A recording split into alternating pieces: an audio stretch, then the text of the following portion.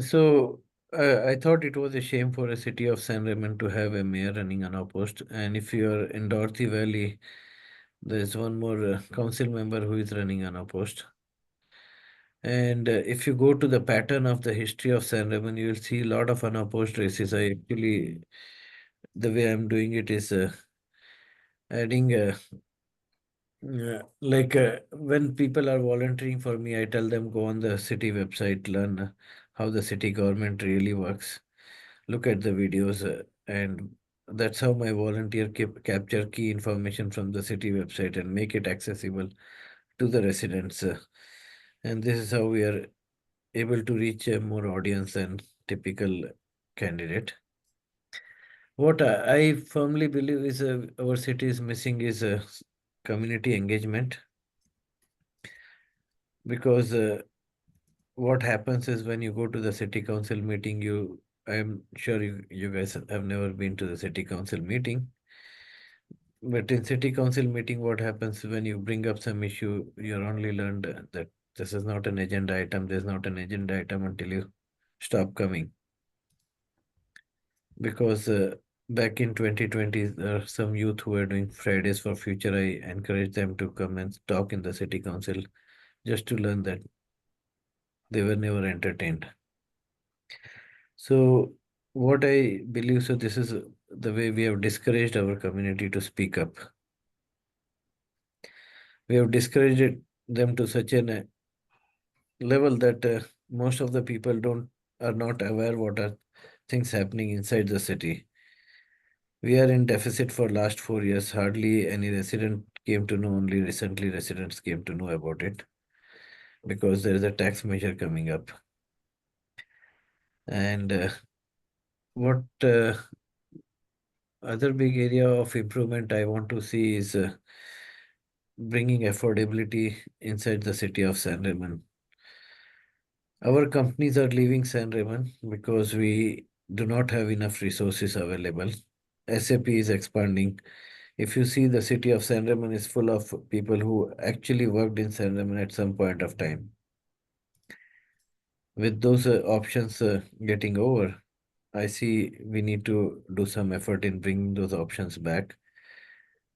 And the primary reason companies are leaving is because they can't find resources. As simple as that. Companies are built with people, they're not built with machines. So if you don't find resources available in San Ramon, if city teachers or police cannot live in San Ramon, then we are not doing a good job as a city. And at the core of downtown, we are building townhomes.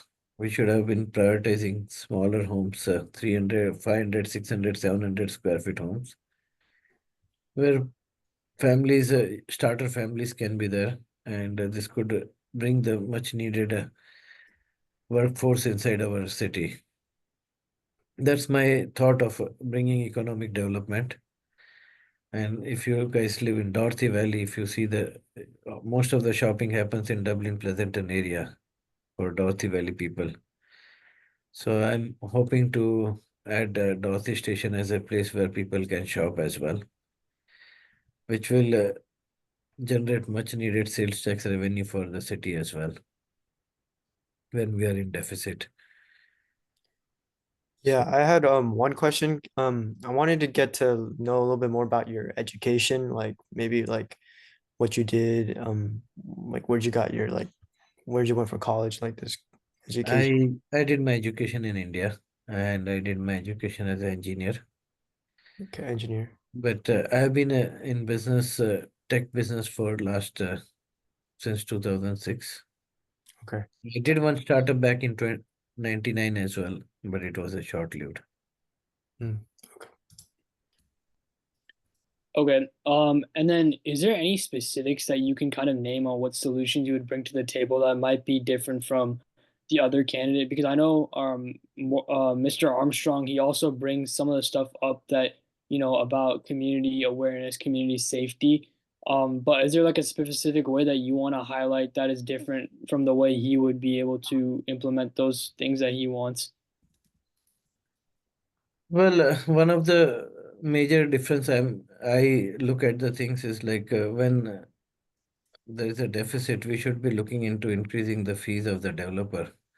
If you compare the fees, 3,000 square feet home in Pleasanton, the developer fees are 160K. For a 2,000 square feet home, this is the closest comparison I could find. Okay. And 2,000 square feet home in San Ramon cost 78,000 developer fees.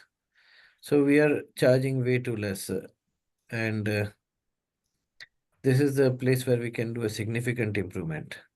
We can probably, I'm not sure how much it will help in closing the deficit gap, but I just sent out an article to newspaper where I said like how did we get there is the first thing. If we don't analyze how we get there, we'll never be able to solve a problem. So I went through the major expenses that are done by the city, especially like $29 million spent on intelligent traffic light upgrade. That's a pretty significantly high cost. Anybody in IT industry would tell you that. There is a Olympic pool upgrade for $66.5 million, which is equivalent to like 20,000 passes to Concord Water Park for 5 years for 20,000 residents, which is how many people it serves anyways. So we are fundamentally spending a lot more than necessary. Crow Canyon Road was one more additional cost.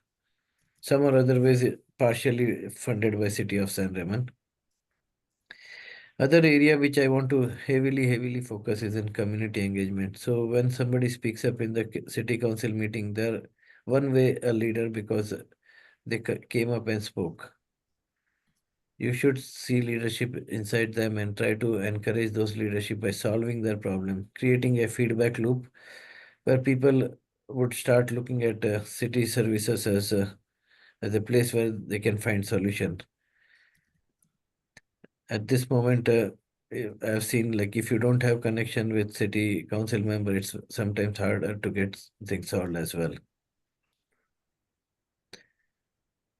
What else I want to focus on is I want to build entrepreneurship within our community. DVHS is one of the top school. So many people go to Berkeley. Why don't we have any startups here in San Ramon? Isn't that surprising? We don't have startups. CEOs of the company live in San Ramon. So many CEOs I see living in Windmere area. Why don't they have companies in San Ramon? We should be able to bring it back if we encourage community to come together, bring leadership within the community, build business opportunities by making business available, like building another zoning properly. What's your thought about Shreyes? And I want to hear from both of you guys. What do you guys think? I think I think a lot of your ideas are great. Obviously, I'm not too versed in like the financial issues because obviously I'm in high school, That's but fine. I mean, I we think can skip the financial part, I other part. understand like definitely the affordability. Even just at looking at as a teenager, it's everyone says that San Ramon's a very high cost place. Yeah. Yeah. But I think what you're saying about businesses is really important. I just don't know. Obviously, you would know more about it, but specifically where you would be placing these businesses or like stores, because I know San Ramon is kind of has a lot of housing and parks, libraries, and stuff like that. So, um, I know there's some construction going on whenever I pass by like the city center, Bishop Ranch area. That's like downtown San Ramon mainly. But Mhm. other than that, like you said, next to Dougherty Valley and the Windermere, there's not really much other than like, parks and libraries and houses. There's not really anything else there. So I think your idea of having like a sort of store or some sort of shopping thing that people are able to go to is really, really helpful. Yeah. And Also, seeing that, I need to check your government skills too.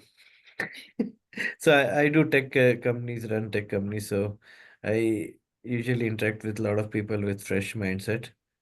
And what do you learn in government, AP government? What is your how do you describe democracy? Ian, do you want to talk?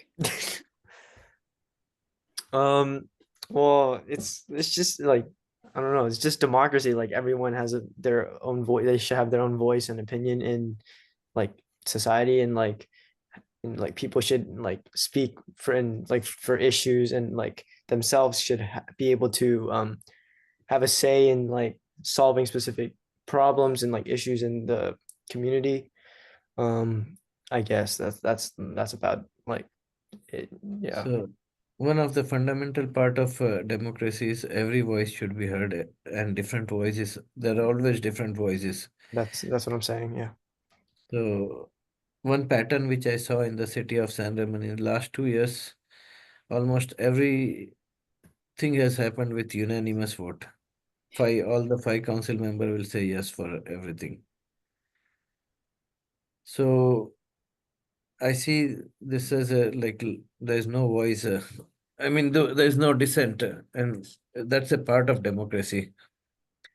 One another big problem is anybody voting for Mark is only voting for extra power, because Mark is a city council member. Even if he loses, he will be sitting as a council member to me. And if he wins, he gets somebody to appoint for his role for 2 years. And since both the sitting council member are endorsing him fully, so they together will be able to appoint somebody. Obviously, they won't appoint me because I'm against the typical fundamental of the city, where cities, I'm complaining about the city. So they will be only getting an extra power to appoint somebody. So when we have to really vote, we have to really think of a voice which I bring to the table, a different voice, and not similar to the voice which is there already. Okay, yeah, I really appreciate Okay. I really Sure. appreciate. Thank you. And if you have questions further, feel free to connect with me. And if you want to do some creative work, I am engaging youths to do all this creative Yeah. artwork. If you want, you should follow me on Instagram. I'm putting all the history of San Ramon, different stuff of San Ramon. We are going to make this race a very interesting race. Yeah. Okay. Thank you so much, Mr. Yeah. Chirag. Yeah. Sure. Thanks, Shreyes.